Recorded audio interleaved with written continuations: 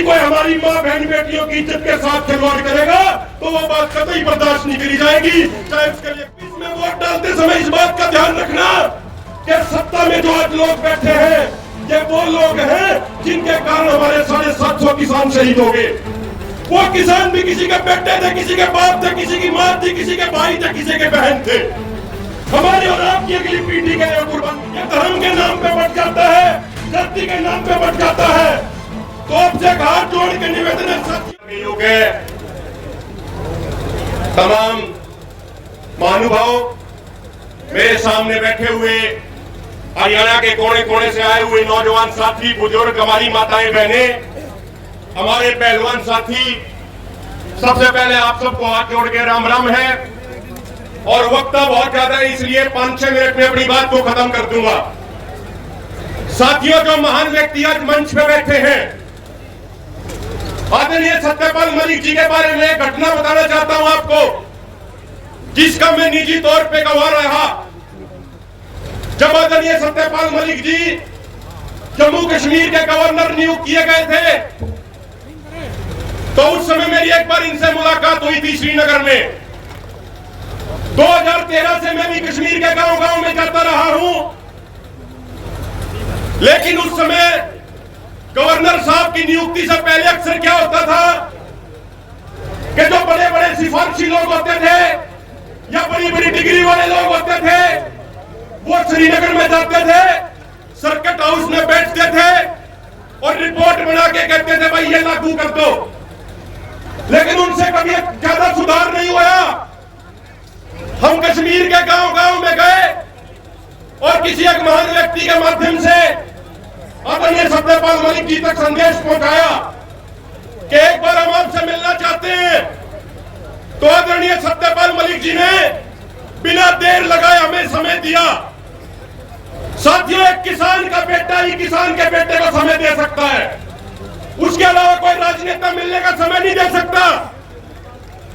और वहां पे सत्यपाल मलिक जी से लगभग आधे घंटे तक चर्चा हुई। और जब श्रीनगर में जाते हैं तो डल झील से लगभग 2 किलोमीटर अंदर गवर्नर हाउस शुरू होता है सिक्योरिटी वजह से।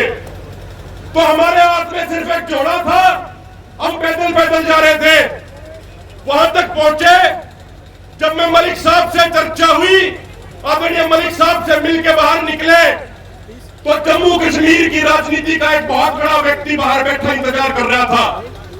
लेकिन साथियों, समझने की बात यह है कि जब मलिक साहब से किसानों के मुद्दे पे हम बात कर रहे थे, नौजवानों के मुद्दे पे बात कर रहे थे, उस समय बेशक बाहर एक बड़ा राजनेता बैठा हो, लेकिन मलिक साहब ने मुझे ये बिल्कुल नहीं कहा कि भाई आप जल्दी कर लीजिए, बाहर कोई राजनेता बैठा है। इन्होंने कहा कि अच्छे तरीके से बात करेंगे, बढ़िया तरीके से बात करेंगे। और आपको एक बात बताना चाहता हूं कि मलिक साहब के गवर्नर बनने से पहले कश्मीर के किसान को जब केसीसी का कार्ड बनवाना होता था तो उसकी जमीन के कागज भी लिए जाते थे और 2 सरकारी कर्मचारी गारंटर के तौर पे भी लिए जाते थे। बल्कि भारत के दूसरी तरफ अन्य राज्यों में सिर्फ जमीन के कागज देखते ही केसीसी बन जाता था। मलिक साहब के गवर्नर होते हुए कश्मीर में वो कानून बदला गया और आज कश्मीर में सिर्फ जमीन के कागज देने पे ही किसान का केसीसी बन जाता है, उसको तो सरकारी कर्मचारी गारंटर देने की कोई जरूरत नहीं है। मलिक साहब ने कहा कि जब देश एक है तो कानून एक होगा, देश के किसान एक है तो किसानों के लिए पूरे देश में कानून एक होगा। साथियों, भाई बजरंग पुनिया बैठे हैं, जब ये ओलंपिक में मेडल जीत के गए तो पहलवानों के सम्मान में कार्यक्रम रखा। बहुत सारे खिलाड़ी इस बात से डर रहे थे कि किसान आंदोलन वाले प्रोग्राम कर रहे हैं, कभी सरकार नाराज न हो जावे। बजरंग भाई से मिले और हमने हाथ जोड़ के निवेदन कहा कि बजरंग भाई आपको आना है, तो इन्होंने तुरंत कहा कि किसान का बेटा हूं, 100% आऊंगा, किसानों के बीच में जरूर आऊंगा। एक अंतिम बात ये कहना चाहता हूं साथियों, चौधरी चरण सिंह एक बात कहते थे कि किसान समाज पूरे 5 साल तो किसान बन के आंदोलन लड़ता है, लेकिन चुनाव के वक्त 2.5 महीने ये भूल जाता है कि मैं किसान हूं और मेरे किसानी के मुद्दे क्या है। ये धर्म के नाम पे बढ़ जाता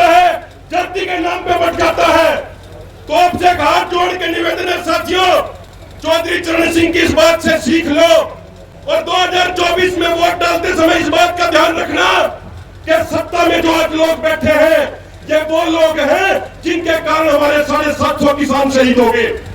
वो किसान भी किसी के बेटे थे, किसी के बाप थे, किसी की मां थी, किसी के भाई थे, किसी के बहन थे। हमारे और आपकी अगली पीढ़ी के लिए कुर्बानी देके गए। 2024 में वोट डालते समय ये याद रखना कि जिन पहलवानों ने देश का मान सम्मान बढ़ाया उन पहलवानों को सत्ता में बैठे तानाशाहों ने महीनों तक सड़क पे बैठने को मजबूर कर दिया। इस बात को याद रखना कि 2019 में जब हमारे 40 जवान शहीद हो गए तो सत्ता में बैठे हुए लोगों ने शहीद जवानों की नाम पे वोट मांगे और सत्ता में आए। और एक अंतिम बात साथियों, यह याद रखना कि जो बात मलिक साहब ने कही है उसी बात को कई पत्रकारों ने भी कहा है कि अगर सरकार समय रहते कदम उठाती तो पुलवामा आतंकी हमले को रोका जा सकता था।